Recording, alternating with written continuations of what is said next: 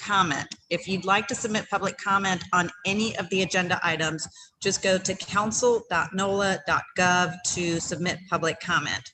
After we recess for 30 minutes, we will come back and begin our meeting in its entirety.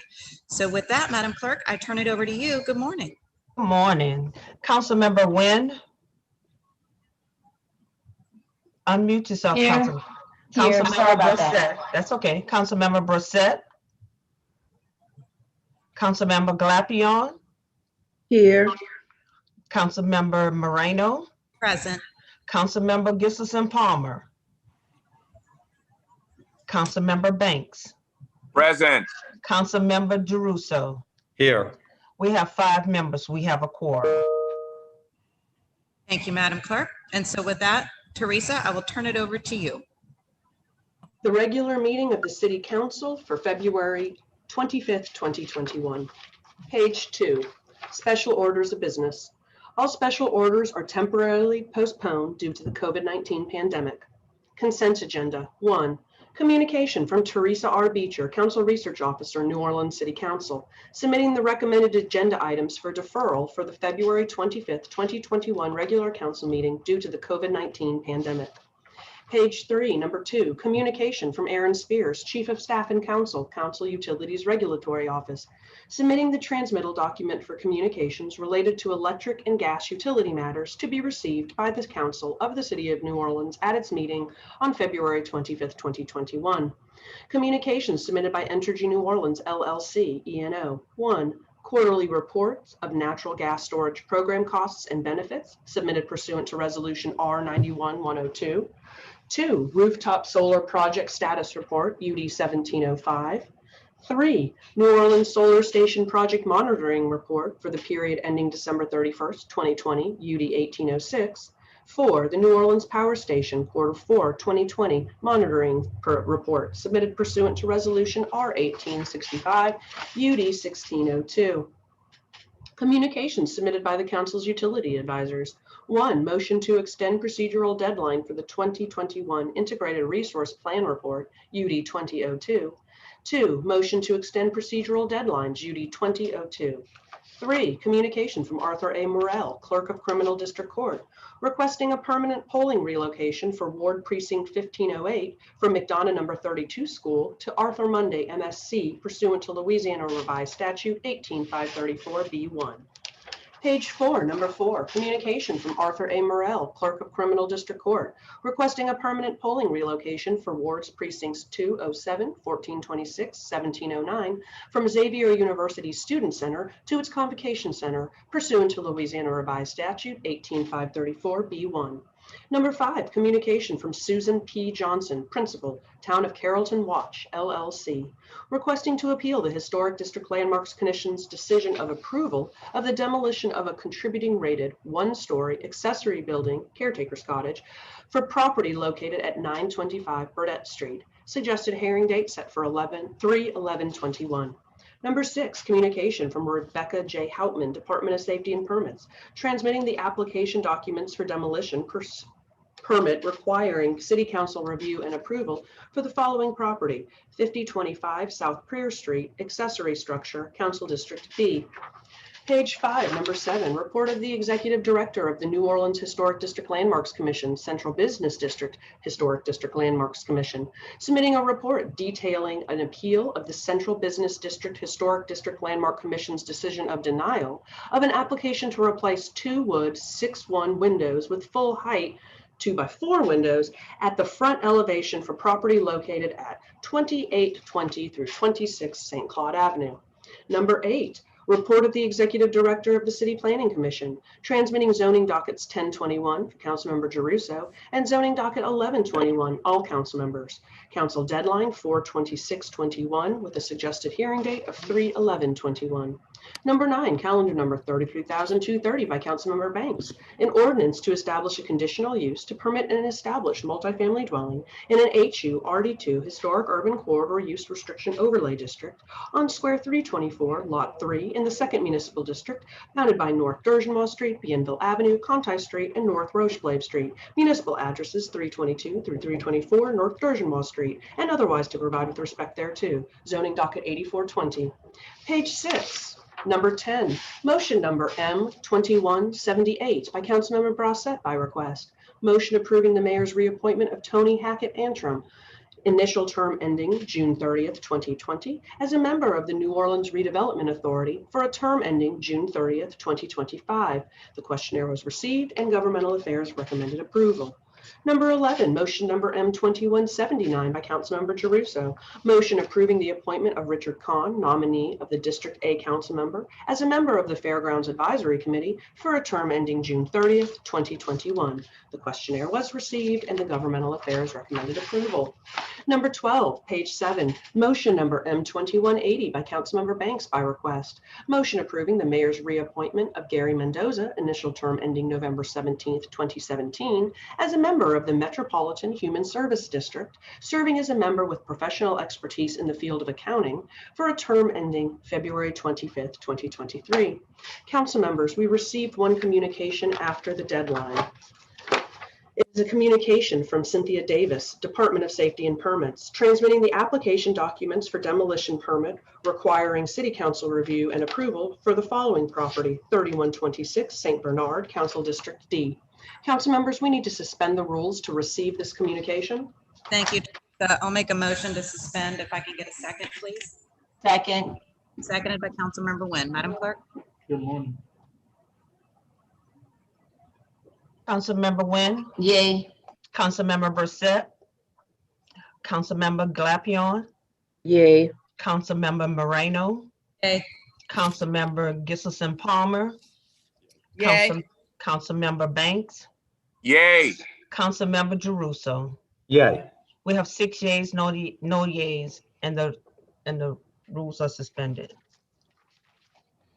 Page 8, number 1, executive session. Pursuant to the Louisiana Revised Statute 4216 and 4217A2, the Council of the City of New Orleans may convene an executive session for the purpose of discussing the following litigation: United States of America versus the City of New Orleans, civil action number 12CV01924, Section E, Division 2, United States District Court for the Eastern District of Louisiana, Judge Susie Morgan, Magistrate Judge Wilkerson, and LaShawn Jones et al. Versus Marlon Guzman et al. Civil action number 12859, Section I, Division 1, United States District Court for the Eastern District of Louisiana, Judge Lance M. Afric, Magistrate Judge North. This executive session will be held at 1 o'clock. Page 9, regular agenda. 1, legislative grouping. 1A, communication from Allison Port, Legislative Director, Councilmember Kristen Giselson Palmer, transmitting the Mayor's Office of Economic Development's recommendation of approval and requesting the scheduling of a public hearing for the following restoration tax abatement application: RTA application number 2019-0062 for 1300 Congress Street, 1300 Congress LLC. 1B, Resolution R2183 by Councilmember Giselson Palmer, a motion approving the participation of 1300 Congress Street, RTA number 2019-0062, in the property tax abatement program. On page 10, land use matters. 1, legislative grouping. 1A, HDLC appeal of Barry Scorino Martinez Architects, requesting to appeal the Historic District Landmarks Commission's decision of denial to replace the existing steel sash windows with aluminum storefront type windows for the property located at 4176 Canal Street. This item is on deadline. 1B, motion number M2177 by Councilmember Giarrusso, a motion overruling the HDLC's denial and granting the applicant's appeal subject to one proviso. 1, any and all historic materials, including but not limited to steel sash windows and muntins, shall be donated to historic preservation entities or nonprofits. On page 11, number 2, 2A, HDLC appeal of Alexandra Mine Design, LLC, founder, requesting to appeal the Historic District Landmarks Commission, HDLC's decision of denial of the application to alter the windows of half of the existing structure to match the historic facade of its other half for property located at 2826 St. Claude Avenue. The report was received on today's consent agenda. Item 2B, motion number M2184 by Councilmember Gisselson Palmer. A motion denying the applicant's appeal to replace 2 wood windows with full height windows at the front elevation. We've received a request to defer this item to the meeting of 3/11. On page 12, number 3, legislative grouping. 3A, extension request of Justin B. Schmidt, partner, Brazil Sachs Wilson LLP, attorneys at law, requesting a conditional use extension to ordinance number 27975 MCS for McDonald's Restaurant, the property located at 3309 3321 St. Charles Avenue, zoning docket 10718. And 3B, motion number M2186 by Councilmember Banks, a motion granting the conditional use extension for a fast food restaurant with a drive-through to ordinance number 27975 MCS, zoning docket 10718 for 1 additional year. Page 13, number 4, zoning docket number 321, City Council motion M2400 has been requested to be deferred to the meeting of 3/11/21. On page 15, number 5, zoning docket number 421, City Council motion number M2401. A deferral has been requested to the meeting of 3/11/21. Number 6, zoning docket number 521, Renewal Homes II LLC. A deferral has been requested to the meeting of 3/11/21.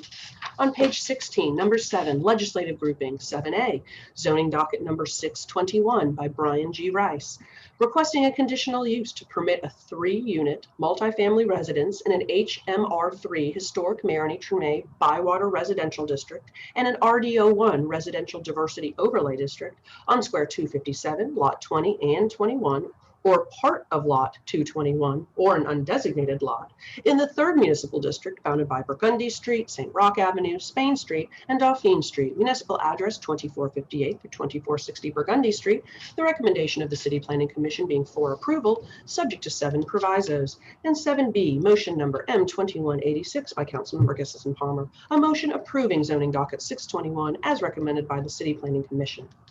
On page 17, number 8, zoning docket number 721, St. Henry's Incorporated. A deferral has been requested to the meeting of 3/11/21.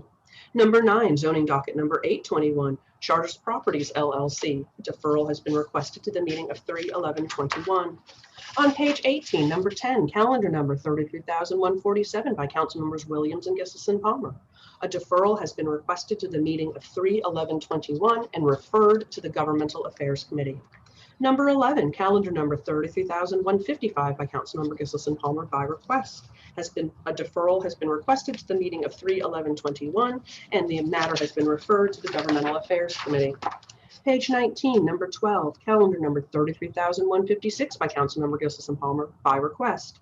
This item has requested to be deferred to the meeting of 3/11/21 and referred to the Governmental Affairs Committee. Page 13, calendar number 33,214 by Councilmember Banks. A deferral has been requested to the meeting of 3/11/21. On page 20, number 14, calendar number 33,226 by Councilmember Gisselson Palmer by request. An ordinance to authorize the City of New Orleans to enter into the First Amendment to the lease agreement with TCI Packaging LLC, TCI Packaging, for the following described property belonging to the city. 1, the shed on Esplanade Wharf, and 2, the shed on Governor Nichols Wharf as more fully described in detail herein, to fix the rental payment schedule of said lease, to fix the terms for said lease, to declare that such property to be leased is not needed for public purposes during the lease term, and to set forth the reasons for said First Amendment, which is attached and shall be part of this ordinance, and otherwise to provide with respect thereto. Number 15, calendar number 33,234 by Councilmember Banks and Wynn. This item has been requested to be deferred to the meeting of 3/11/21 and been referred to the Criminal Justice Committee. On page 21, number 16, calendar number 33,238 by Councilmember Brossette by request. An ordinance to amend ordinance number 28,551 MCS as amended, entitled an ordinance providing an operating budget of expenditures for the City of New Orleans for the year 2021 to transfer funds within juvenile court's budget from personal services to other operating towards retaining staffing in the court's intake department and otherwise to provide with respect thereto. This matter was referred to the Budget Committee. Number 17, calendar number 33,244 by Councilmembers Banks and Wynn by request. has been a request to be deferred to 3/11/21 and referred to the Community Development Committee. On page 22, number 18, calendar number 33,246 by Councilmember Gilson Palmer. This item has requested to be deferred to the meeting of 3/25 and referred to the Governmental Affairs Committee. Number 19, calendar number 33,247 by Councilmember Gilson Palmer. This item has requested to be deferred to the meeting of 3/25/21 and referred to the Governmental Affairs Committee. Item 20, motion lying over on page 23, number M2326 by Councilmember Giarrusso. This item has requested to be deferred to the meeting of 3/11 and referred to the Quality of Life Committee. Number 21, motion number M2171 by Councilmember Banks. Motion to permanently relocate the official polling places for ward precincts 207, 1426, and 1709. Number 22, motion number M2172 by Councilmembers Moreno, Glapion, Giarrusso, Banks, Gilson Palmer, Brossette, and Nguyen. Motion to permanently relocate the official polling place for ward precinct 1508. On page 24, number 23, resolution number R2173 by Councilmember Moreno. Resolution granting the advisor's motion to extend procedural deadline for the 2021 IRP until March 25th of 2022. Number 24, resolution number R2174 by Councilmember Giarrusso. Resolution endorsing the efforts of LASTA and encouraging the Joanna Favreau Fund for Historic Preservation to provide funds to rehabilitate and restore Southern Pacific 745, the last surviving steam locomotive built in Louisiana. Number 25, resolution R2175 by Councilmember Giarrusso. Resolution endorsing the efforts of LASTA and encouraging the John H. Emery Rail Heritage Trust to provide funds for new boiler flues and a superheater loops for Southern Pacific 745. On page 25, number 26, motion number M2176 by Councilmember Moreno. Motion hereby electing Councilmember at Large Donna M. Glapion as Vice President pursuant to Council Rule number 8. This will be the first item after public comment break. Number 27, motion number M2181 by Councilmember Nguyen. Motion suspending Council Rule 15 and appointing Leon Richard, fulfilling the unexpired term of Galitha Behem, nominee of the District E Council member, as a member of the City Council Street Renaming Commission for a term ending June 18, 2021. Governmental Affairs Committee recommended approval. 28, motion number M2182 by Councilmember Banks. Motion directing the City Planning Commission to conduct a public hearing to consider amendments to Ordinance 4264 MCS as amended by Ordinance 26413 MCS as amended, the Comprehensive Zoning Ordinance of the City of New Orleans, to amend the CZO to reflect and incorporate changes that will ensure inclusionary zoning requirements are aligned with previously adopted legislation to the CZO and Code of the City of New Orleans, and to provide all applicable processes and standards, including but not limited to providing parking reduction standards in Article 28, Section 28.7, and amending or creating definitions for the inclusionary zoning voluntary provisions, and aligning the tables in Article 5, Table 5.5 through 5.12 with the respective base zoning use tables of Article 9 through 17, and determining and amending any other inconsistencies as determined by CPC staff. Council members, we did receive a resolution R2187 after the deadline. A member from Cura will be reading resolution R2187 in its entirety, and then I will prompt for inclusion. Resolution R2187, resolution in order initiating a forensic investigation into Entergy New Orleans LLC load shed protocols and all events and decisions related to the February 2021 Winter Storm Uri event. Whereas, pursuant to the Constitution of the State of Louisiana and the Home Rule Charter of the City of New Orleans Charter, the Council of the City of New Orleans Council is a governmental body with the power, supervision, regulation, and control over public utilities providing service within the City of New Orleans. And whereas, Entergy New Orleans LLC, E&O, or the company, effective September 1st, 2015, is a public utility providing electric and natural gas service to all of New Orleans. And whereas E&O is a wholly owned subsidiary of Entergy Utility Holding Company, LLC. The other four operating companies are Entergy Arkansas, Inc., Entergy Louisiana, LLC, Entergy Mississippi, Inc., and Entergy Texas, Inc. And whereas from February 13 to 17, 2021, Winter Storm Uri swept across North America, resulting in over 170 million Americans being placed under various winter weather alerts across the country and caused blackouts for over 9.7 million people in the US and Mexico, including in New Orleans. And whereas on Friday, February 12th, the Mid-Continent Independent System Operator, MISO, called for conservative operations, quote, due to extremely cold temperatures and generator fuel supply risks, end quote. And whereas MISO escalated the declaration to a maximum generation emergency alert for the South region beginning Monday, February 15th at 8 a.m. Central Standard Time. And whereas on Monday, February 15th at 3 p.m., MISO declared a maximum generation emergency event effective from 5 p.m. to 9 p.m. and directed utilities to implore customers to conserve energy to prepare to shed load. And whereas, again, on Tuesday, February 16th at 5:37 p.m., MISO declared a maximum generation emergency event effective from 5:35 p.m. to 1 o'clock a.m. Wednesday, February 17th, and directed utilities to implore customers to conserve energy to prepare to shed load. And whereas at 6:53 p.m. on Tuesday, February 16th, MISO directed a pro rata load shed, and in an email sent to council members at 7:35 p.m., E&O advised that it was responsible for shedding 26 megawatts of load. And whereas E&O did not issue information about the outages to the public until 8:54 p.m. At 9:39 p.m. on Tuesday, February 16th, MISO advised that the maximum generation event had ended, and at 10:11 p.m., E&O informed the council that 17,600 customers had lost power as a result of the event.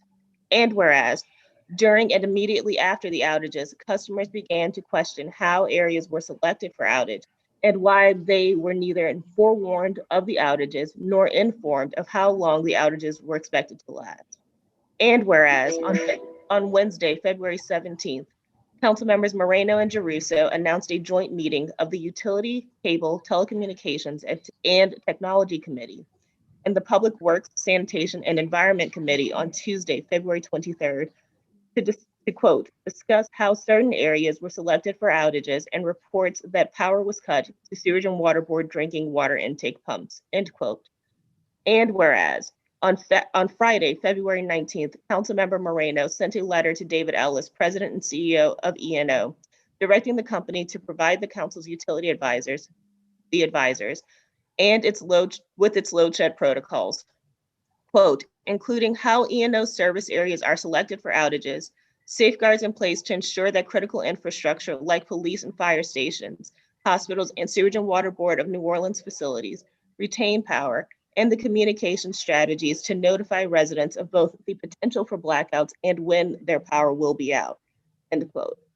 And whereas on February 23rd, during the joint committee meeting, E&O described its annual system to review its load shed plan, including the designation of feeders to specific categories to identify those feeders which would produce, quote, the least amount of risk to public safety and health if it is included in the shedding event, end quote, and admitted that a Sewage and Water Board of New Orleans SWBNO feeder had been miscategorized, leading to E&O power being cut to drinking water intake and chemical injection pumps. And whereas also during its presentation, E&O provided a timeline of its actions during the load shed event as follows. 7:15 p.m., the first E&O breaker in the load shedding event was opened. 7:16 p.m., the SWBNO Southport breaker was opened, curtailing the electrical supply to critical SWBNO facilities. The total duration of the outage for the SWBNO Southport breaker was 1 hour and 16 minutes. 8:55 p.m., E&O closed the last breaker, ending the outage for all customers with a total outage duration for all customers of 1 hour, 40 minutes. And whereas, further, E&O reported that 25,707 customers were impacted during the event, rather than the 17,600 customers as has been reported by E&O to the council on Tuesday, February 16th. And whereas, in response to the questions, quote, does 26,000 customers equal 26,000 megawatts, and how much was actually shed, E&O explained that while 26 megawatt load shed was assigned to New Orleans, E&O stated that it actually shed approximately 81 megawatts, more than 3 times the amount required. And after being asked by council members multiple times, the company could not explain why so many more load was shed than had been required. And whereas, as a result of the revelation that E&O had shed 55 megawatts more than had been required, Chair Moreno directed the council's utility advisors to begin a forensic investigation into E&O and its response to the load shed event investigation. And whereas, pursuant to sections 3-124 and 3-130, subsection 8 of the Home Rule Charter, the council has the power to conduct investigations of the utilities under its supervision, regulation, and control, including the right to administer oaths, subpoena witnesses, and compel the production of books and papers pertinent thereto.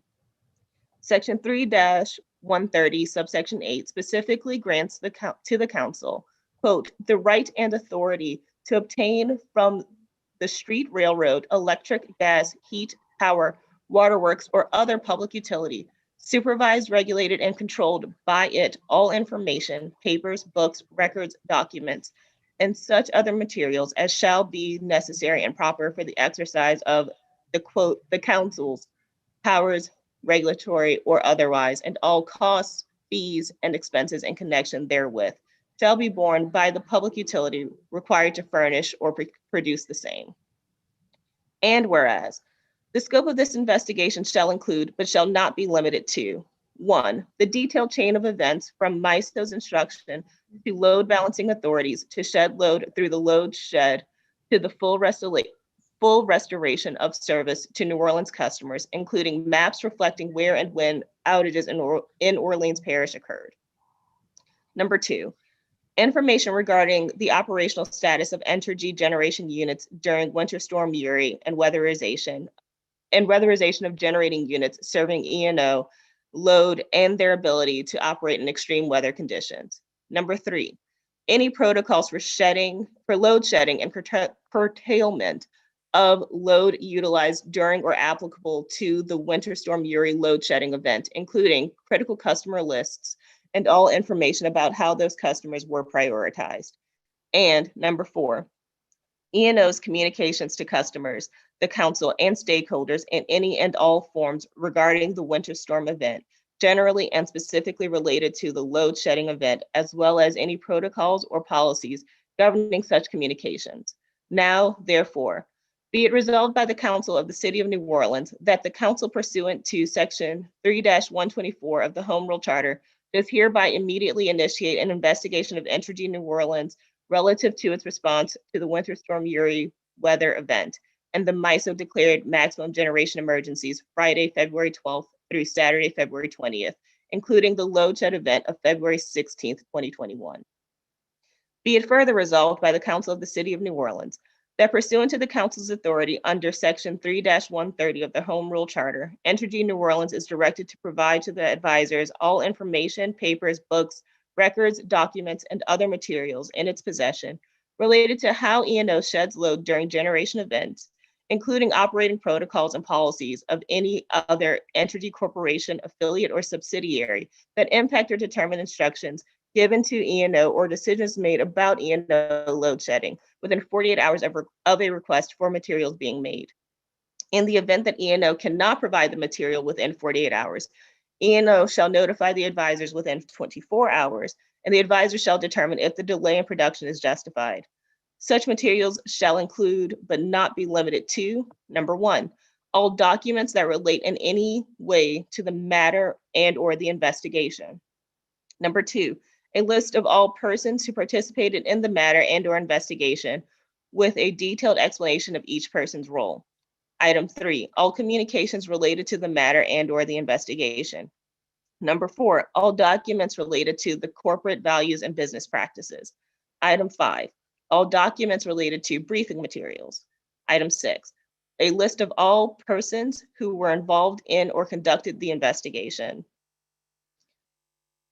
Number 7, all search terms used by Entergy to produce above documents related to this matter and or investigation.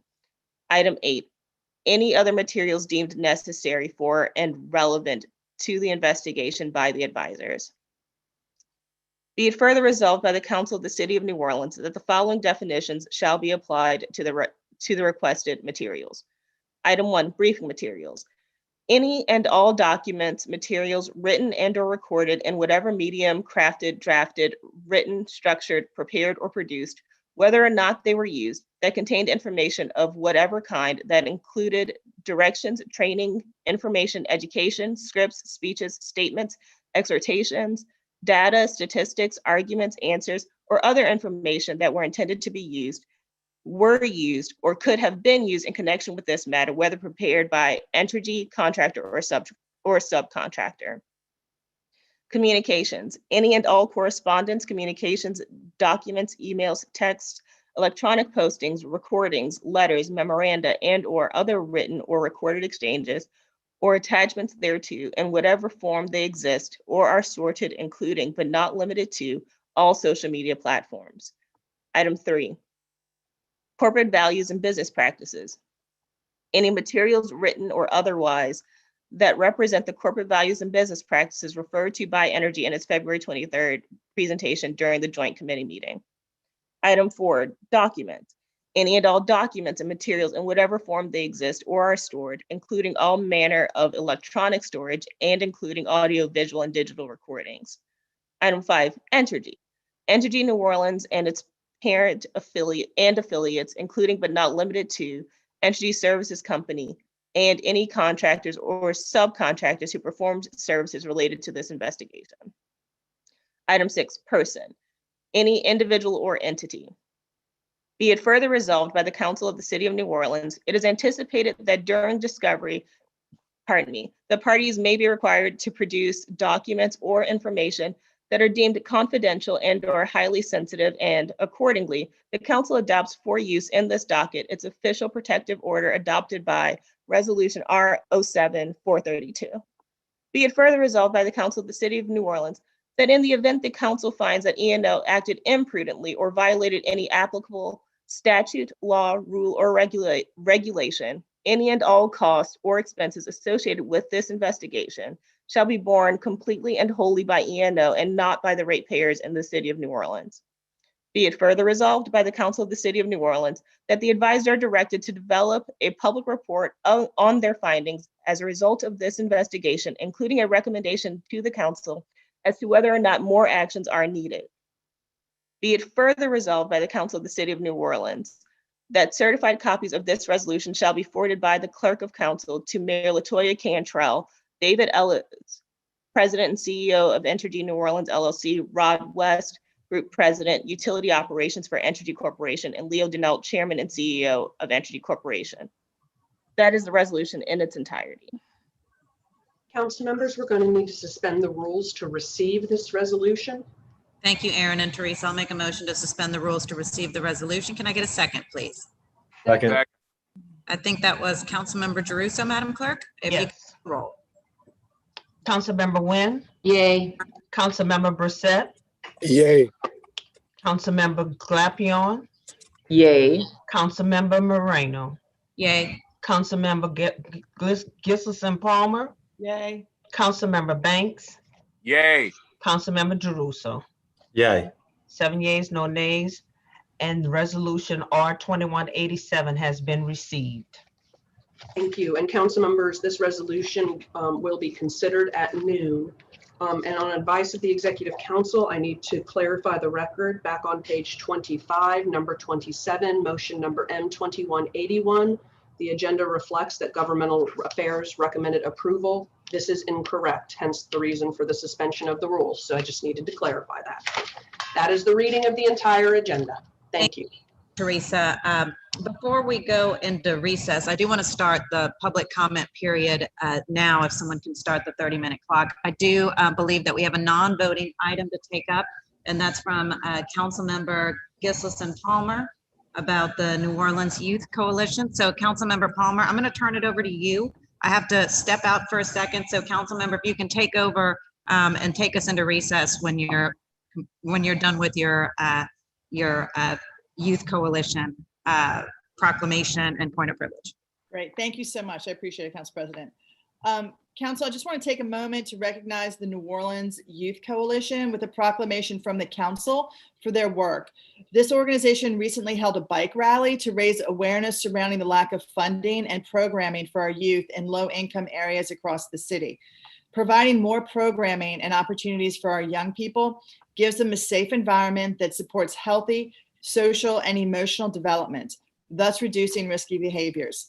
The city's Office of Youth and Family and NORD-C have been focusing on improving programming for our children, but I know that there's still a lot more work to accomplish. This proclamation for the New Orleans Youth Coalition acknowledges their dedication to bringing attention to the fact that many families and kids in underserved communities need and deserve better resources and opportunities. I want to offer my support to continue promoting positive outcomes by investing in our kids' future.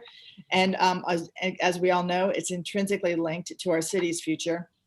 And I look forward to partnering with this wonderful organization to assist them in whichever way we can.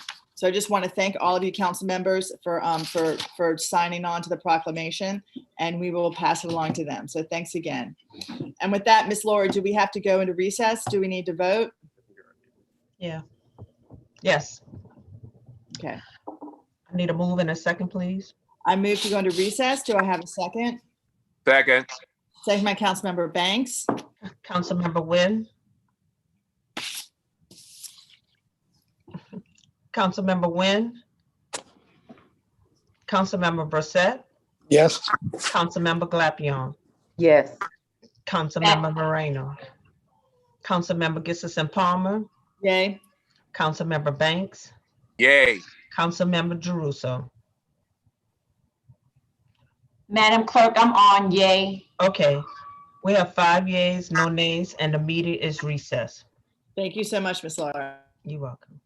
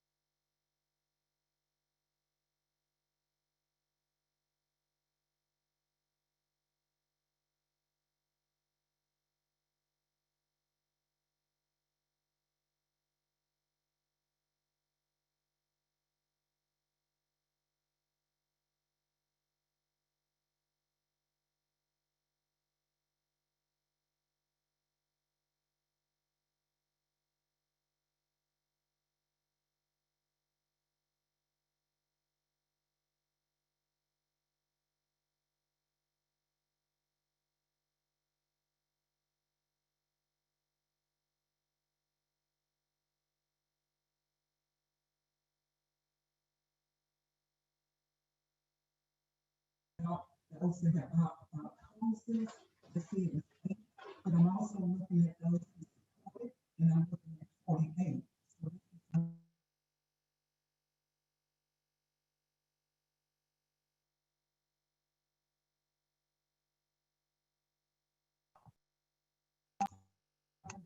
we get a small number of people opposing something, I tend to think that those people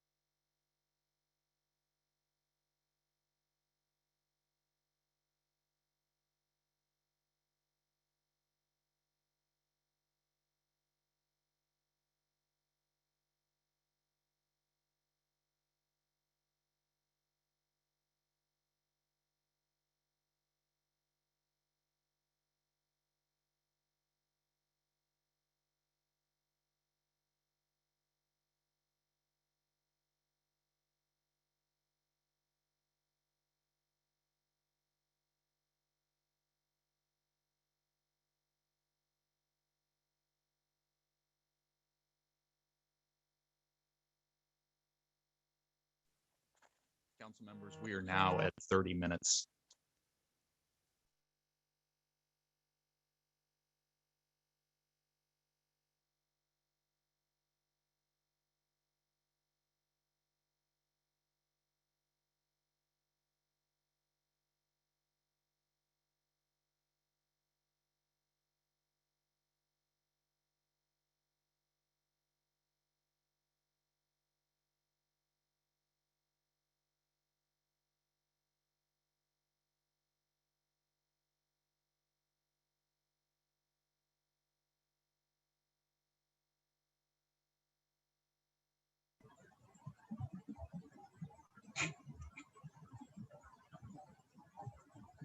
Hey, Paul, can you start my video again?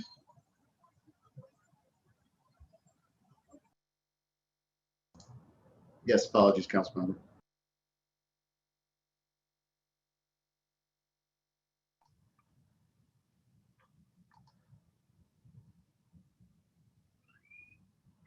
And Paul is saying I can't, it's not letting. Yeah, my me. meeting- 1 second. Okay.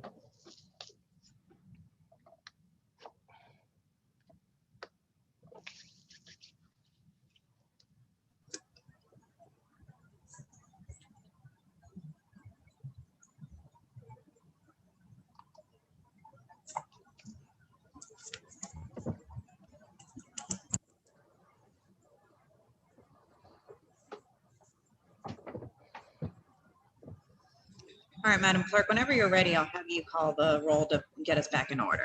Okay. I'm ready. Councilmember Wynn, Here. Councilmember Brissette, Here. Councilmember Glapion, Here. Councilmember Moreno, Here. Councilmember Gissison Palmer, Councilmember Banks, Here. Councilmember Jeruso. Here. We have 6 members. We have a quorum. We need, council members, we're gonna need to go to page 25.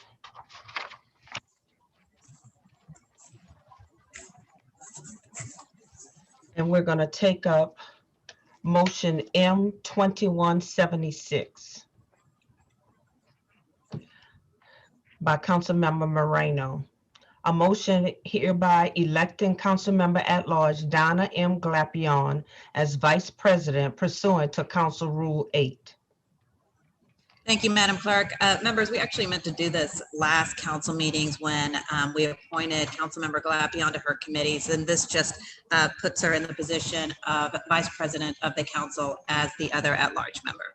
So I'll make a motion to approve, and I'm not sure if we have any public comment. Move to No, ma'am. approve. No public comment. Okay. I've made the motion, Councilmember Brissette. Is that a second from you? Yes, ma'am. Okay, it's been moved and seconded. Councilmember Wynn, Yay. Councilmember Brissette, Yay. Councilmember Glapion, Yay. Councilmember Moreno, Yay. Councilmember Gissison Palmer, Yay. Councilmember Banks, Yeah, I'm not gonna hesitate like Donna. Yay, quickly, yay. and Councilmember Jeruso. Yay. We have 7 yeas, no nays, and motion M 2176 has been adopted. We're now going to go back to the regular order. We're going to start with the consent agenda. We have special orders of businesses. All special orders are temporarily postponed due to the COVID-19 pandemic. Consent agenda. We have a communication from Teresa R. Beecher, Council Research Officer, New Orleans City Council. This should be marked received. We have on top of page 3, we have a communication from Aaron Spears, Chief of Staff and Council Utilities Regulatory Office. This should be marked received. We have a communication from Arthur A. Morrell, Clerk of Criminal District Court. This should be marked received. On top of page 4, we have a communication from Arthur A. Morrell, Clerk of Criminal District Court. This should be marked received. We have a communication from Susan P. Johnson, Principal, Town of Carrollton Watch LLC. 925 Burdette Street. This should be marked received, suggested hearing date, March the 11th. We have a communication from Rebecca J. Hoopman, Department of Safety and Permits, 5025 South Prayer Street. This should be marked received, suggested hearing date is March the 11th. We're now on top of page 5. We have the report of the Executive Director of the New Orleans Historic District Landmarks Commission's Central Business District Historic District Landmarks Commission, 2820 through 26 St. Claude Avenue. This should be marked received. We have the report of the Executive Director of the City Planning Commission. This should be marked received. Suggested hearing date is March the 11th. We have ordinance calendar number 33,230 by Councilmember Banks. 322 through 324 North Dergenwall Street, zoning docket 8420. On top of page 6, we have motion M2178 by Councilmember Brissette by request. The questionnaire was received. Governmental Affairs Committee recommended approval. We have motion M2179 by Councilmember Jeruso. The questionnaire was received. Governmental Affairs Committee recommended approval. We have motion M2180 by Councilmember Banks by request. The questionnaire was received. Governmental Affairs Committee recommended approval. Councilmember, those are all the matters on the consent agenda. Thank you, Madam Clerk. Can I get a motion to adopt the consent agenda? We have a public comment, ma'am. Oh, go ahead, Teresa. Thank you. Okay, the comment is from Todd Woods.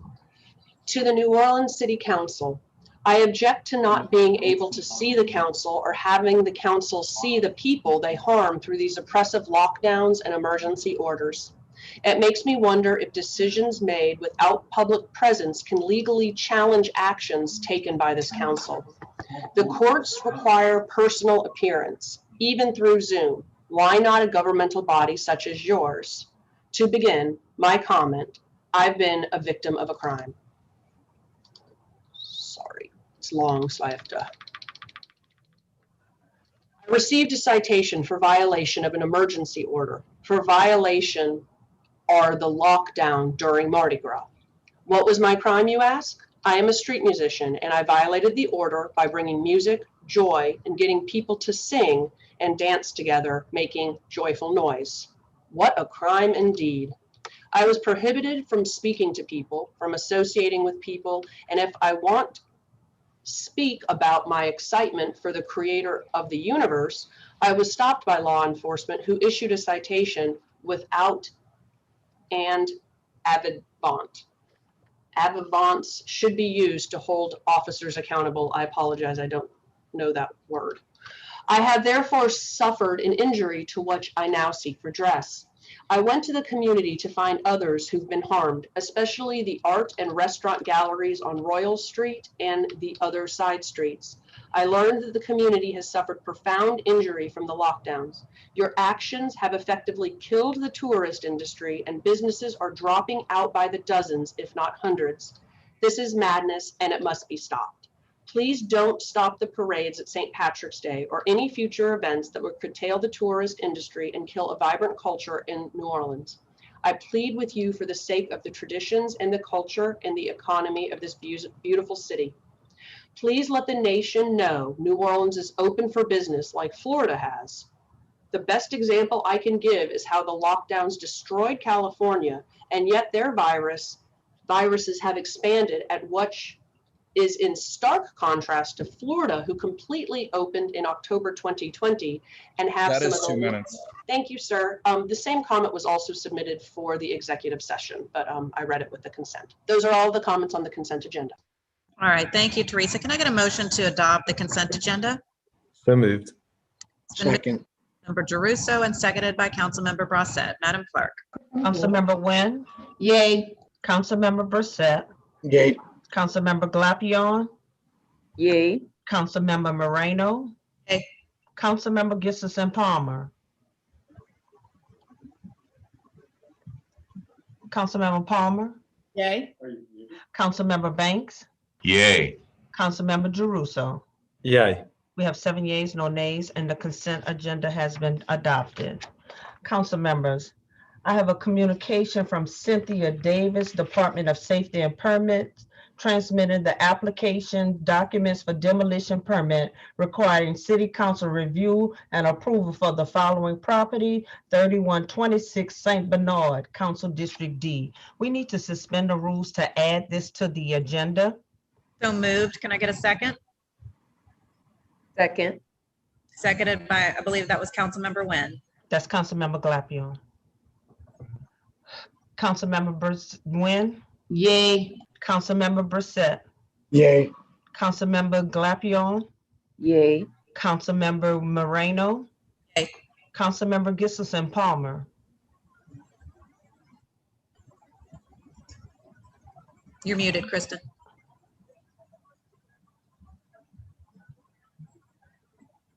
okay.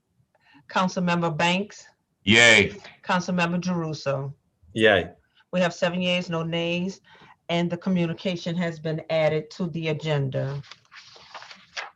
We're now on top of page 9. We have the regular agenda, a legislative grouping, a communication from Allison Port, Legislative Director, Councilmember Kristen Gissison Palmer, transmitting the Mayor's Office of Economic Development's recommendation of approval and requesting the scheduling of a public hearing for the following restoration tax abatement application, 1300 Congress Street.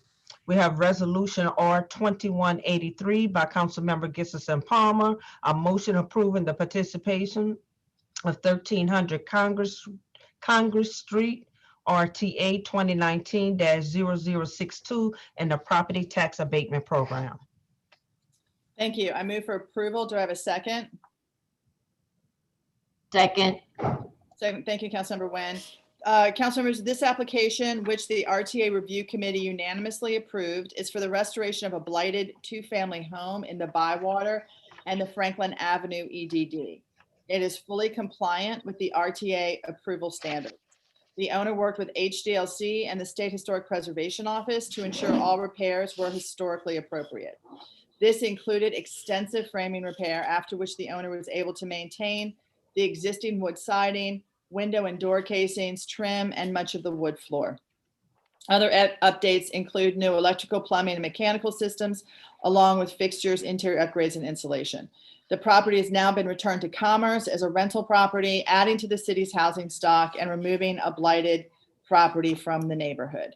So, any comments? Is there a public comment or No, comments from the council member? No?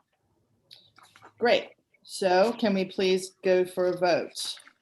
Councilmember Nguyen, Yay. Councilmember Brissette, Yay. Councilmember Glapion, Yay. Councilmember Moreno, Yay. Councilmember Gissison Palmer, Yay. Councilmember Banks, Yay. Councilmember Jeruso. Yay. 7 yeas, no nays, and the resolution has been adopted. We're Thank you. now on top of page 10. We have land use matters. All land use are scheduled to commence at 11 a.m. or thereafter. All public comments on land use items are subject to City Council Rule 10.1B, whereby each land use matter is limited to a maximum public comment period of 20 minutes, with speakers being limited to 2 minutes per item. No ceding of public speaking time is permitted. A legislative grouping, HDLC appeal of Barry Scariano Martinez Architects, requesting to appeal the Historic District Landmarks Commission's decision of denial to replace the existing steel sash windows with aluminum storefront type windows for property located at 4176 Canal Street. The motion M2177 by Councilmember Jeruso. Motion overruling the HDLC's denial and granting the applicant's appeal subject to one proviso. Any and all historic materials, including but not limited to steel sash windows and mutinons, shall be donated to historic preservation entities or nonprofits. Thank you, Madam Clerk. I think we have Eleanor Burke with us here today. Eleanor, are you on? I'm here. Do you want to make a presentation on this, please? Sure. 4176 Canal Street is a significant rated landmark building located in the Mid-City Local Historic District. The owner wishes to replace existing historic steel frame windows with aluminum storefront windows. The applicant came before the commission in November of 2020. At that time, the commission reviewed the proposed replacement windows and requested that the applicant investigate options that more closely resembled the existing steel frame windows. The applicant revised their proposal and returned to the commission at their December 2020 meeting. The revised proposed windows included applied exterior muntins and clear glass instead of the previous tinted bronze glass. While these changes were an improvement, the staff did not feel that the proposal met the intent of the guidelines to match the original windows as closely as possible. Storefront windows are very limited in the types of profiles that are available and are not able to match the profiles or detailing of the existing windows. There are other window types that are more customizable and would be better suited to matching the existing windows, as well as viable options for increasing energy performance while retaining the existing windows. In general, storefront windows are a modern commercial window type that are not designed to mimic the look of industrial steel windows and have a different overall aesthetic. Given that the windows are one of the dominant architectural features of this building, installation of the storefront windows will have a significant impact on the appearance of the building, diminishing its historic character and significance. As the building is an individual landmark, any replacement windows need to be held to a high standard, and as such, the staff recommended denial of the application. The commission then voted unanimously to deny the application. The HDLC urges the City Council to uphold the HDL decision of denial and encourage the owner to either repair the existing windows or investigate replacement sashes that more closely resemble the existing historic sashes. Thank you. Thank you, Eleanor. As Ms. Burke pointed out in her presentation, the developers did initially come to HDLC and then with their feedback came back with a new plan. I've looked at those plans and don't believe that the new windows would alter the building's look and feel dramatically. Moreover, as was stated, keeping in mind particularly the events of last week and the cold temperatures, these new windows will increase the energy efficiency of this historic building. Moreover, I've added a proviso that the historic windows will be donated to nonprofits and/or preservation resources. So with that, I move to overrule the HDLC denial and grant the appeal subject to one proviso. May I have a second, please? Second. Second by Councilmember Moreno. I think we have one public comment. Yes, Councilmember, we do. It's from William Biff Burke. I support the proposed resolution of the HDLC appeal that will allow the replacement of the existing steel sash windows with new aluminum and insulated glass units. The new windows will provide an economical solution that reduces maintenance cost, increases energy efficiency, and improves the appearance of the building. The building, constructed as a two-story structure in 1949, is a registered landmark, but 2 floors were added in 1985, diluting some of its historic significance. We have made an effort to mimic the lines of the original window mullions to maintain the overall building's original appearance. I believe that this is a reasonable compromise between the historic requirements and economic realities. That's the only comment. Thanks, Ms. Beecher. I should have just been quiet, let Mr. Burke's comment ride. It was better than what I said. Madam Clerk, with that, will you call the roll, please? Councilmember Wynn, Yay. Councilmember Brissette, Yay. Councilmember Glapion, Yay. Councilmember Moreno, Yay. Councilmember Gissison Palmer, Yay. Councilmember Banks, Yay. Councilmember Jeruso. Yay. We have 7 yeas, no nays, and the motion has been adopted. We're now on top of page 11. All matters, the legislative grouping, the HDLC appeal of Alexandria Mayan Design has been deferred to March the 11th, as well as motion M2184 has been deferred to March the 11th. We're now on top of page 12. We have an extension request of Justin B. Schmidt, partner, Brazil, Sash, and Wilson, LLP, attorneys at law, requesting a conditional use extension to ordinance number 27,975 MCS for McDonald's Restaurant, the property located at 3309 through 3321 St. Charles Avenue, zoning docket 10718.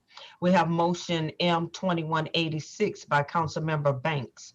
A motion granting the conditional use extension for a fast food restaurant with drive-through to ordinance number 27,975 MCS, zoning docket 10718 for 1 additional year. Thank you, Madam Clerk. I move for approval. Can I get a second? Second. Thank you. This is, do we have public comment? Yes, Councilmember, we have one. It is from Justin Schmidt. On behalf of McDonald's, I respectfully request, he's noting that he is a paid representative. On behalf of McDonald's, I respectfully request that a 1-year councilmanic extension be granted for this conditional use ordinance. Because of the sensitivity of the design of this use on St. Charles Avenue, additional time was needed for the respective agencies to return comment. The COVID pandemic extended these review periods and final approval. All final plans have been submitted to the city and approved by HDLC since September and are now awaiting CPC's final sign-off. Thank you. Thank you, Teresa. Folks, I'm going to ask that we approve this. Obviously, none of us foresaw COVID coming, and that has caused this delay. So the project on St. Charles Avenue looks to be a very good one. We've been working very closely with the Garden District Association and with HDLC to make sure that everything looks the way that it looks and everybody walks away pleased with this, but we do need this extension. So with that, I ask your favorable consideration. Madam Clerk, please. Councilmember Wynn, Yay. Councilmember Brissette, Yay. Councilmember Glapion, Yay. Councilmember Moreno, Yay. Councilmember Gisselson Palmer,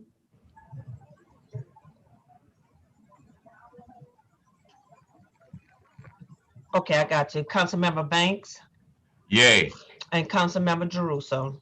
Yay. We have 7 yeas, no nays, and motion has been adopted. On top of page 13, zoning docket 321 has been deferred to March 11th. On top of page 15, all matters, zoning docket 421 has been deferred to March the 11th. At the bottom of the page, zoning docket 521 has been deferred to 311.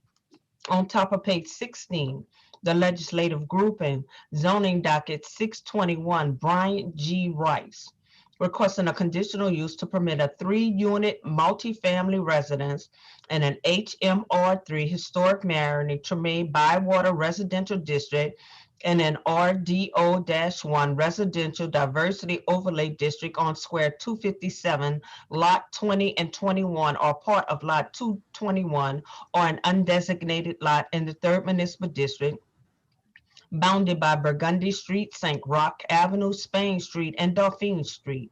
Municipal addresses 2458 through 2460 Burgundy Street. The recommendation of the City Planning Commission be for approval subject to 7 provisos. We have motion M2185 by Councilmember Gisselson Palmer. Motion approving zoning docket 621 as recommended by the City Planning Commission. Thank you so much. I move for approval of the motion granting this conditional use subject to 7 provisos as provided by the CPC. Do I have a second? Second. Second by Councilmember Jeruso. Mr. Kroll. Thank you. This is a proposal to renovate, expand an existing structure on Burgundy Street in the Marigny to add a 3rd unit, which requires conditional use approval. The original structure dates from the 1880s. It is supplemented by a camelback dating from the 1980s, as well as a 1950s rear addition. It's currently a double. The 1950s addition is to be demolished and replaced with a new 2-story addition that would add a 3rd unit as well. and 4 parking spaces are to be provided in the side yard and a swimming pool in the rear. In this particular zoning district, having a 3-plex or a 4-plex requires conditional use approval, and so that's what's required here. I'll note that this meets all height, density, permeable open space standards. It's fully compliant with the zoning ordinance. It provides parking even though none is required, and it's been approved by HDLC. Finally, it's actually a wider than average lot for the Maroney, so it's actually very well suited for the increased density. So given all those compliance with zoning issues, the Planning Commission is supportive. There was no public comment submitted at the Planning Commission meeting, and so the Planning Commission's recommendation is approval with 7 provisos. Thank you, Mr. Kroll. Do we have any public comments? No, council member. Great, thank you. Y'all, so this conditional use request is, like Stephen said, for a 3-unit multifamily residence in the Maroney, where currently a 2-family Camelback currently sits. Each unit will be 2 bedrooms, and there'll be, as he stated, 4 parking spaces. The application meets the Article 4 approval standards, and CPC staff and commissioners both recommended approval, subject to the 7 provisos. The Faubourg Maroney Improvement Association is also supportive of this conditional use. So with that, may we please have a vote, unless there's any comments by council members? Thank you. Councilmember Nguyen, Yay. Councilmember Brissette, Yay. Councilmember Glapion, Yay. Councilmember Moreno, Yay. Councilmember Gissison Palmer, Yay. Councilmember Banks, Yay. Councilmember Jeruso. Yay. We have 7 yeas, no nays, and the motion has been adopted. On top of page 17, all matters, zoning docket 721 has been deferred to March the 11th. Zoning docket 821 has been deferred to March 11th. On top of page 18, all matters, ordinance calendar number 33,147 has been referred to the Governmental Affairs Committee and deferred to March the 11th. Ordinance calendar number 33,155 has been referred to the Governmental Affairs Committee and referred to March the 11th. We're on top of page 19, all matters. Ordinance calendar number 33,156 has been referred to the Governmental Affairs Committee and deferred to March the 11th. Ordinance calendar number 33,214 has been deferred to March the 11th. We're now on top of page 20.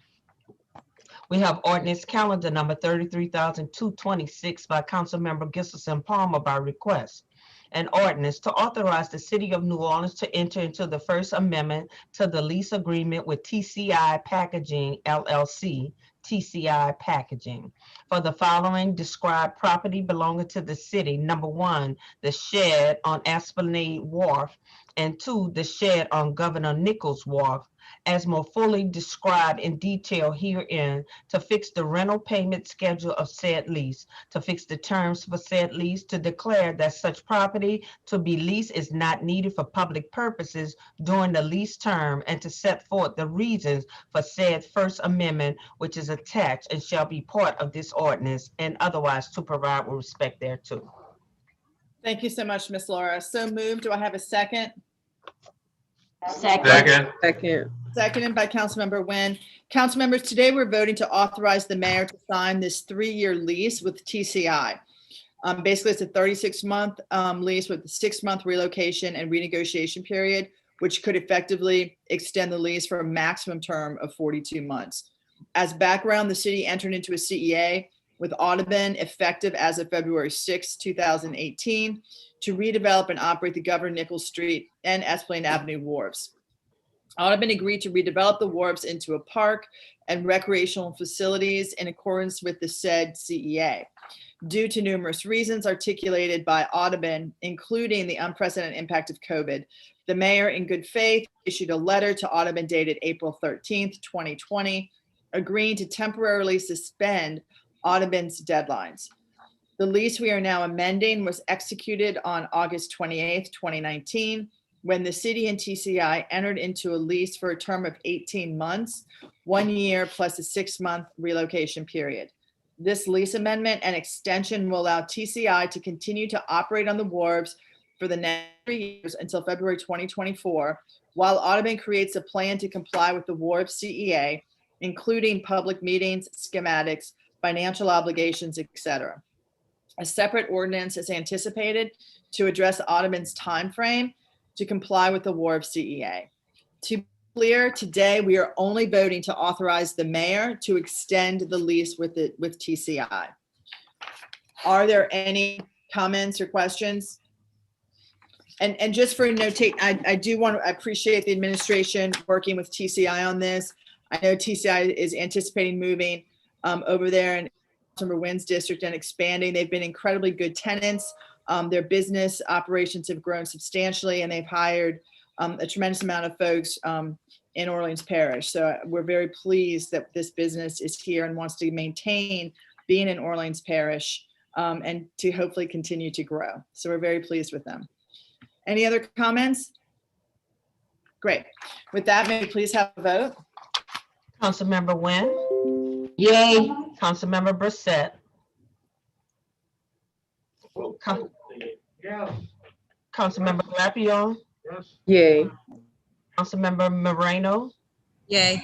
Councilmember Gustafson Palmer, Yay. Councilmember Banks. Yeah, I'm not sure if you heard Councilmember Brissette, but he said, yeah, he's here. Okay, Councilmember Jeruso. Yay. 7 yeas, no nays, and the ordinance has been adopted. At the bottom of the page, ordinance calendar number 33,234 has been deferred to March the 11th. We're now on top of page 21. We have ordinance calendar number 33,238 by Councilmember Brissette by request. An ordinance to amend ordinance number 28,551 MCS as amended, entitled an ordinance providing an operating budget of expenditures for the city of New Orleans for the year 2021 to transfer funds within juvenile court's budget from personal services to other operating towards retaining staffing in the court's intake department and otherwise to provide with respect thereto.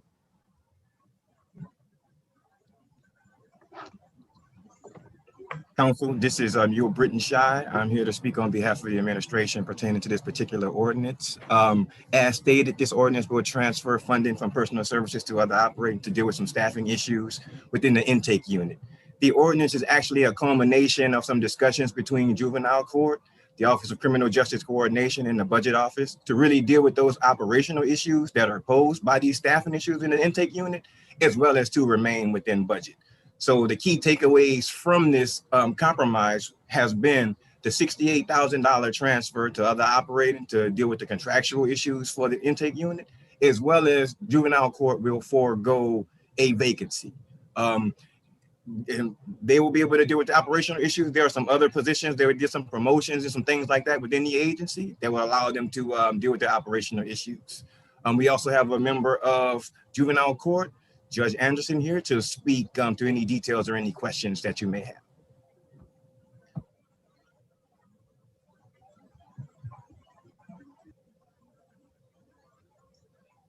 I believe this is Councilmember Brissette. Madam President, stand by 1 second. I'm sorry. We were in here in a meeting about these joint committee meetings. Give him 2 seconds to get back to his office, please. Okay.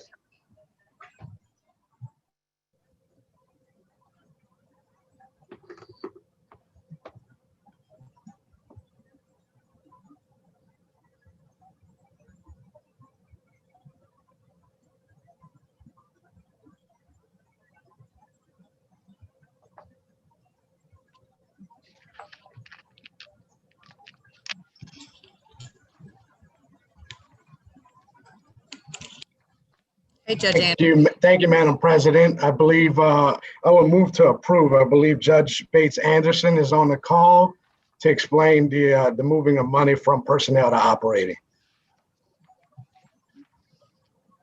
Judge Bates Anderson, you're on mute.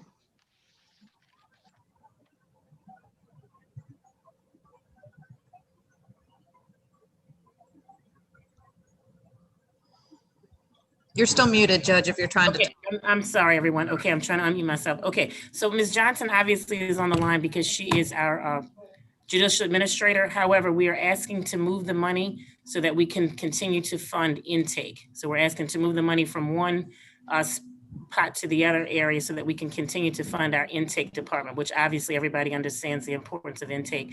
That's where the children come in. Once they're arrested, they go through the intake process and the determination is made. Oh, hold on one second. I apologize. Yeah. Thank you, Judge Bates Anderson. Ms. Johnson, you have anything to add? No, sir, that's essentially what we need to move the funds for. Okay. Thank you. I'm gonna mute myself. I am in court right now. Thank you all very much. Thank you, Judge. Yes, Councilmember Nguyen. Yeah, Ms. Johnson, is this going to provide you guys additional intakers or? No, that's to keep the staff that we currently had. We made an adjustments due to the budget cut. So what that will do was give us the staff members back to resume that department. Appreciate it. Thank you, ma'am. Seeing no, I see UB is on the call as well. Yeah, You have anything to add? No, sir. If there aren't any additional questions, I think the judge and Ms. Johnson really captured the gist of what we're trying to do. If there aren't any other issues, I think everybody's in support to try to make sure we can kind of get this thing going so that they can, continue the operations. Thank you. Thank you, UB. Thank you, Judge Bates Anderson and Ms. Johnson. It's been moved to approve. Need a second? Second. Seconded by Council President Moreno. Councilmember Nguyen, Yay. Councilmember Brissette, Yes. Councilmember Glapion, Yes. Councilmember Moreno, Yay. Councilmember Gissison Palmer, Councilmember Banks, Yes. Councilmember Jeruso. Yay. We have 7 yeas, no nays. At the bottom of the page, ordinance calendar number 33,244 has been deferred to March 11th. On top of page 22, all matters, ordinance calendar number 33,246 has been deferred to March 25th. Ordinance calendar number 33,247 has been deferred to March 25th. At the top of page 23, motion line over M2326 has been deferred to March 11th. Motion M2171 by Councilmember Banks. A motion to permanently relocate the official polling places for ward precincts 207, 14, 26, and 17-9. Thank you, Madam Clerk. I move for approval. Can I get a second? Second. Thank you, Councilmember Brissette. Any questions, colleagues? This is moving the polling place at Xavier. All right, Madam Clerk, would you call the roll, please? Find out and. Cool. Do we have any comments, Teresa? No, ma'am. Councilmember Nguyen, Yay. Councilmember Brissette, Yes. Councilmember Glapion, Yes. Councilmember Moreno, Yay. Councilmember Gissison Palmer, Yay. Councilmember Banks, Yay. Councilmember Jeruso. Yay. We have 7 yeas, no nays. Motion is adopted. At the bottom of the page, we have motion 2172 by Council Members Moreno, Glapion, Jeruso, Banks, Gissison, Palmer, Brissette, and Nguyen. Motion to permanently relocate the official polling places for ward and precinct 1508. I move for approval. Do I have a second? Second. Second by Council President Moreno. Council members, this motion is prompted by a memo from the clerk of court. There was a recent break-in at McDonough 32 school, which caused extensive lasting damage, rendering the site unavailable to serve as a polling place. This constitutes an emergency due to an act of God / force majeure under Louisiana Revised Statute 18:534B1, permitting the city to move forward with a new polling place for Ward 15, Precinct 8. The new location, as established in the memo and motion, will be at the Arthur Munday Senior Center, located at 1111 Newton Street. Thanks to central staff and the clerk of court for working so diligently to ensure that we can maintain voter access for the March 20th and subsequent elections. Any comments? Do we have any? Okay, thank you. Any comments from the council? Okay, roll call, please, Ms. Laura. Councilmember Nguyen, Yay. Councilmember Brissette, Yes. Councilmember Moreno. I'm Yay. sorry, Councilmember Glapion, Yay. Councilmember Gissison Palmer, Yay. Councilmember Banks, Yay. Councilmember Jeruso. Yay. 7 yeas, no nays. The motion has been adopted. On top of page 24, we have Resolution R 2173 by Councilmember Moreno, a resolution granting the advisor's motion to extend procedural deadline for the 2021 IRP until March 25th, 2022. Thank you, Madam Clerk. Members, what this is doing is allowing for more time to hire the DSM consultant, just so that the public understands what we're doing here with the IRP and explain what that is that every 3 years, the council convenes a stakeholder process to require Entergy New Orleans to model ways to meet electricity demand in the city.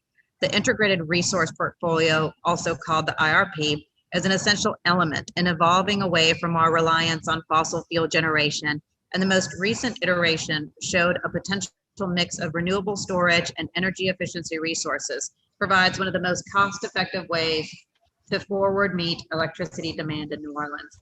This type of work is enabled in part by strong independent analysis provided by a demand side management, or DSM, a party independent from Entergy or the advisors that helps provide important baseline analysis. The council has RFP'd and hired such a consultant, but it took just a few weeks longer than we expected. So we're simply moving the long IRP timeline back just a few weeks to enable this important component of resource planning to get to work. So that's all that this resolution does, and I move for adoption. Are there any comments on this, Teresa? No, ma'am. Can I get a second? Second. Seconded by Councilmember Jeruso. Councilmember Nguyen, Yay. Councilmember Brissette, Yay. Councilmember Glapion, Yay. Councilmember Moreno, Yay. Councilmember Gissison Palmer. You're on mute. Councilmember Banks. Yeah, and I just want to note that my computer is not the only one that apparently doesn't work all the time. I would like the record to reflect that, Madam Clerk. I'm sorry. Councilmember I'm not screaming. Councilmember Jeruso. Yay. We have 7 yeas, no nays. The resolution is adopted. We have Resolution R 2174 by Councilmember Jeruso, a resolution endorsing the efforts of LASTA and encouraging the Johanna Favorite Fund for Historic Preservation to provide funds to rehabilitate and restore Southern Pacific 745, the last surviving steam locomotive built in Louisiana. Members, you may remember we voted on a similar resolution. Both of these are just trying to get more money to restore the steam locomotive. So with that, I would move for approval. Do I have a second? Second. Second, I think by Councilmember Moreno. Teresa, do we have any public comment? No, council member. Thank you. Madam Clerk? Councilmember Nguyen, Yay. Councilmember Brissette, Affirmative, yes. Councilmember Glapion, Yes. Councilmember Moreno, Yay.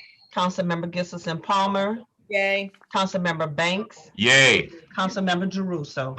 Yay. 7 yeas, no nays. The resolution has been adopted. At the Kristen, bottom I think Jay has microphones set up all over his office now, in fairness, because you can hear Jared. Yeah, I need to get louder, I think. I need some microphones. I'm jealous.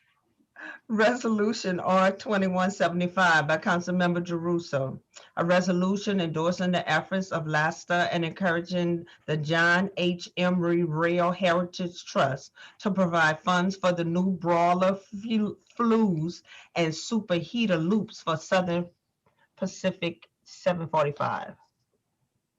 This is a companion resolution, members. I'm going to move for approval. May I please get a second? Second. Second by Councilmember Palmer. Teresa, any comments? No, sir. Thank you, ma'am. Madam Clerk? Councilmember Nguyen, Yay. Councilmember Brissette, Yes. Councilmember Glapion, Yay. Councilmember Moreno, Yay. Councilmember Gissison Palmer, Yay. Councilmember Banks, Yay. Councilmember Jeruso. Yay. 7 yeas, no nays. The resolution has been adopted. We're now on top of page 25. We have motion M2181 by Councilmember Nguyen. A motion suspending Council Rule 15 and appointing Leon Richard, fulfilling the unexpired term of Galitha Baham, nominee of District E council member, as a member of the City Council Street Renaming Commission for a term ending June 18, 2021. Thank you, Madam Clerk. Move for approval, please. Do I have a second? A second. Thank you, Madam. Any public comment, Teresa? No, ma'am. Thank you. Madam Clerk, can you do roll call? Councilmember Nguyen, Yay. Councilmember Brissette, Yes. Councilmember Glapion, Yay. Councilmember Moreno. Councilmember Moreno, Yay. Councilmember Gibson Palmer, Yay. Councilmember Banks, Yay. Councilmember Jeruso. Yay. 7 yeas, no nays. The motion has been adopted. At the bottom of the page, we have motion M2182 by Councilmember Banks. A motion directing the City Planning Commission to conduct a public hearing to consider amendments to ordinance number 4264 MCS as amended by ordinance 26,413 MCS as amended, the comprehensive zoning ordinance of the City of New Orleans to amend the CZO to reflect and incorporate changes that will ensure inclusionary zoning requirements are aligned with previously adopted legislation to the CZO and Code of the City of New Orleans, and to provide all applicable processes and standards, including but not limited to providing parking reduction standards in Article 28, Section 28.7, and amending or creating definitions for the inclusionary zoning voluntary provisions, and aligning the tables in Article 5, tables 5-5 through 5-12 with the respective base zoning use tables of Article 9 through 17, and determining and amending other inconsistencies as determined by the CPC staff. Thank you, Madam Clerk. I'll move for adoption. Can I get a second? Second. Second. Thank you. Teresa, do we have any public comments? No, sir.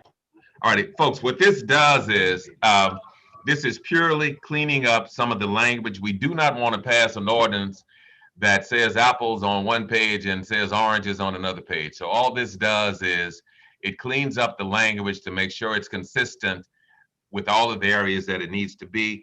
We are working with developers and housing advocates to make sure that we get a mechanism to do all that we can do to further the ball and further the goal of making sure that there's affordable housing. So I appreciate your support. This is a good thing, and we will continue to do all we can do to get all the affordable housing done in New Orleans that we can make happen. So with this, I please ask for your favorable consideration, Madam Clerk.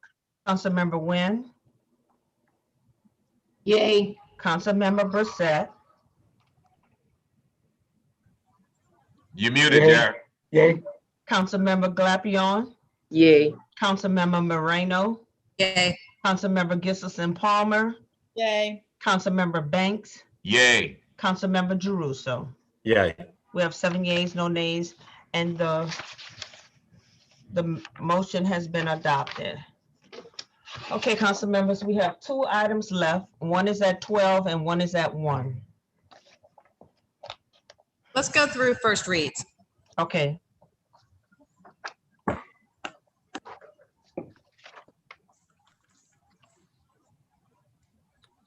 I'll move to Move suspend to the suspend the rules. rules. Oh, Not I'll heard. second. Go ahead. I it was second. Joe. It was Joe. Councilmember Nguyen, Yay. Councilmember Brissette, Yes. Councilmember Glapion, Yay. Councilmember Moreno, Yay. Councilmember Gibson Palmer, Yay. Councilmember Banks, Yay. Councilmember Jeruso. Yay. We have 7 yeas, no nays, and the rules are suspended to introduce first readings. And real quick, before you get started, Ms. Temple, to the other council members, I've let the city attorney know that our agenda is going to be completed sooner than we expected. So We're trying to make sure that she is prepared to begin executive session when we end our agenda, and then we can take executive session. Then I'm thinking it'll likely be maybe 12:15-ish, 12:30. So just so that the council members are aware and the public as well. So Ms. Temple, I'll turn it over to you for first read. Okay, ordinances on first reading. Ordinance calendar number 33,248 by Councilmember Brissette by request. An ordinance to authorize the mayor of the city of New Orleans to enter into a second amendment to a cooperative endeavor agreement by and between the city of New Orleans, the city, and the New Orleans Redevelopment Authority, NORA, to extend the term for an additional 2 years to allow for the continuation of the joint Oak Park Stormwater Management and Flood Mitigation Project as more fully set forth in the amendment number 2 to the cooperative endeavor agreement form attached here to and made a part hereof, and otherwise to provide with respect thereto. Ordinance calendar number 33,249 by Councilmember Banks. An ordinance to amend and reordain Articles 10, 12, 15, 18, and 26 of Ordinance number 4264 MCS, amended by Ordinance number 26,413 MCS as amended.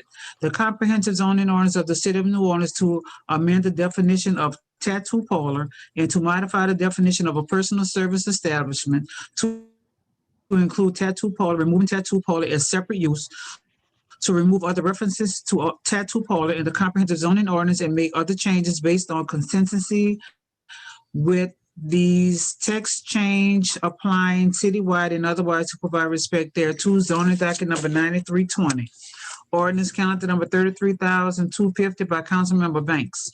An ordinance to establish a conditional use to permit a standard restaurant in the historic urban neighborhood business district, character preservation corridor design overlay district, and the Magazine Street use restriction overlay district on square 217, lot D in the 6th municipal district bounded by Magazine Street, Louisiana Avenue, Taladana Street, and Camp Street.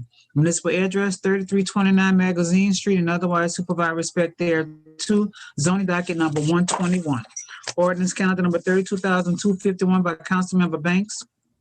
An ordinance to establish a conditional use to permit the retail sale of packaged alcoholic beverages in the C2 General Commercial District, in the Historic Urban Corridor Use Restriction Overlay District, in the Enhancement Corridor Design Overlay District on square 5, lots 37, 8, E, K, and 12, in the 6th Municipal District bounded by South Claiborne Avenue, Delachey Street, General Taylor Street, and South Durbin Street. Municipal address 3701 South Claiborne Avenue and 3000 Delachey Street, and otherwise to provide respect thereto. Zoning docket number 221.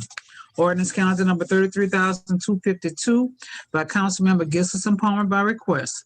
An ordinance to authorize the mayor of the city of New Orleans to a notarial act of donation and acceptance and dedication of streets to accept the donation of and to dedicate as public portions of former Bienville Street, North Village Street, Murray Street, and Treme Street, owned by Housing Authority of New Orleans, Handle, located in the 2nd Municipal District of the city of New Orleans, and otherwise to provide respect thereto. Ordinance calendar number 33,253 by Councilmember Gibson Palmer.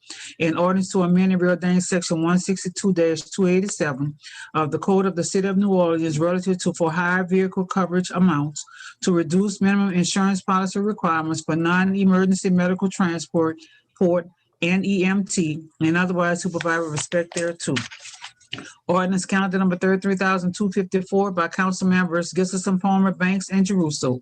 An ordinance to amend and reordain sections 84-22 and 84-132 of the Code of the City of New Orleans relative to applicable definitions regarding historic preservation to establish for properties within the jurisdiction of the New Orleans Historic District and Landmarks Commission, HDLC, and the Central Business District Historic District and Landmarks Commission, CBD, HDLC, a revised definition of demolition and new definitions for exterior wall obstructions and primary facade, and otherwise to provide respect thereto. That completes all the ordinances on first read. Okay, thank you, Ms. Temple. You're welcome. I think Okay, we're so- right at noon. So we're ready to do the 12 o'clock matter? Yes. We have resolution R 2187 by council members Moreno, Glapion, Jeruso, Banks, Gibson, Palmer, Brissette, and Nguyen. A resolution an order initiated a forensic investigation into Entergy New Orleans LLC load shed protocols and all events and decisions related to the February 2021 Winter Storm Uri event. So, council members, we need to suspend the rules to add this resolution to the agenda.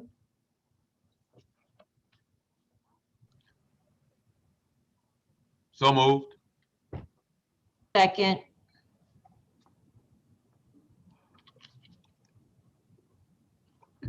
I have Councilmember Brissette with me too. Okay, Councilmember Nguyen, Yay. Councilmember Brissette, Yes. Councilmember Glapion, Yay. Councilmember Moreno. Yay. I'm sorry, before that. After we vote, I'll make some quick comments on this. Go ahead. Okay, Councilmember, but right now we're just voting to add it. Mhm. Okay, Councilmember Gisselson Palmer, Yay. Councilmember Banks, Yay. Councilmember Jeruso. Yay. 7 yeas, no nays, and the resolution has been added. Okay, thank you, ma'am, and hopefully I don't freeze up again here, but let me just explain what we're doing here.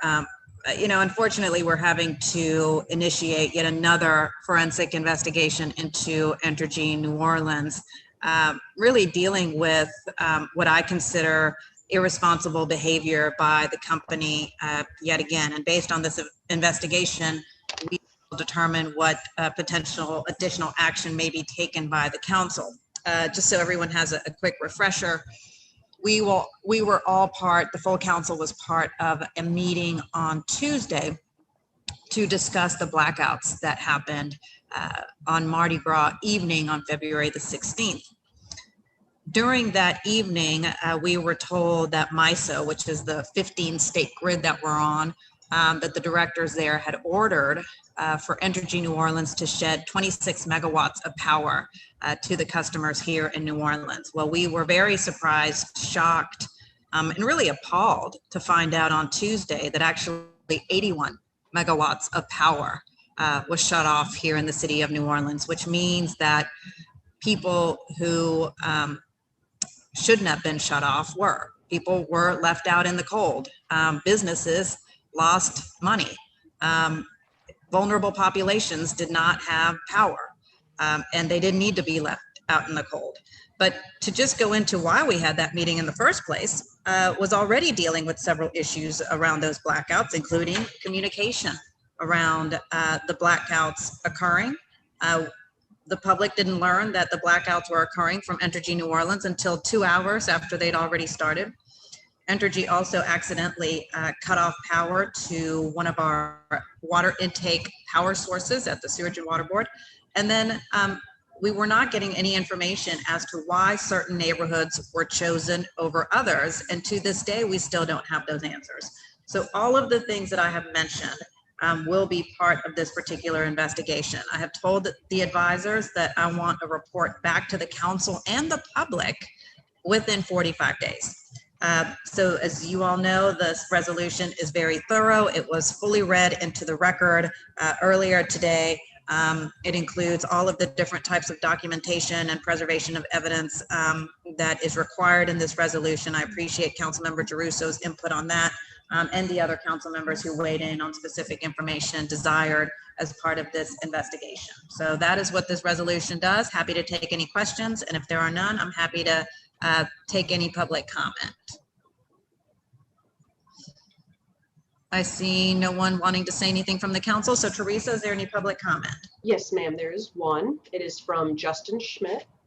In addition to the areas of inquiry included in the resolution, I believe there should also be a determination of whether or not any Entergy entity financially benefited from MISO or any other entity by shedding the extra 55 megawatts that it shed unnecessarily. Thank you. Thank you, Teresa. So with that, I will make a motion to adopt. Can I get a second, please? Second. Seconded by Councilmember Banks. Madam Clerk. Councilmember Nguyen. Yay. Councilmember Brissette. Yes. Councilmember Glapion. Yay. Councilmember Moreno. Yay. Councilmember Gissison Palmer, Yay. Councilmember Banks, Yay. Councilmember Jeruso. Yay. 7 yeas, no nays, and the resolution has been adopted. Okay, council members, the only thing we have left is the executive session. Okay, let me see. I believe that the city attorney is ready. Yep, she said ready when we are. So Okay, I have to read it into the record and then we gotta suspend the rules to go into it. perfect. We're on top of page 8, the executive session.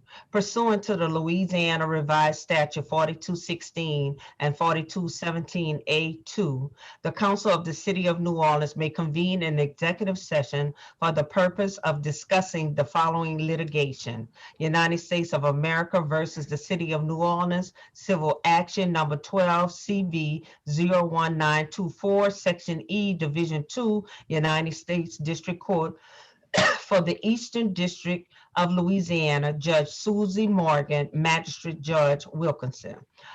LaShawn Jones et al. Versus Marlon Guzman et al. Civil Action Number 12859, Section I, Division 1, United States District Court for the Eastern District of Louisiana, Judge Lance M. Africk, Magistrate Judge North. We need to suspend the rules to go into executive session. I'll make a motion to suspend. Can I get a second? Second. Seconded by Councilmember Banks. Councilmember Wynn, Yay. Councilmember Brissette, Yes. Councilmember Glapion, Yay. Councilmember Moreno. Yay. Councilmember Gissison Palmer, Councilmember Banks, Yay. Councilmember Jeruso. Yay. We have 7 yeas, no nays. We're now in executive session. Council members and Madam City Attorney, let me get the right folks in here. I'll let you know when we're ready. All right, Paul, and I'm going to log in from the back of the chamber. Great.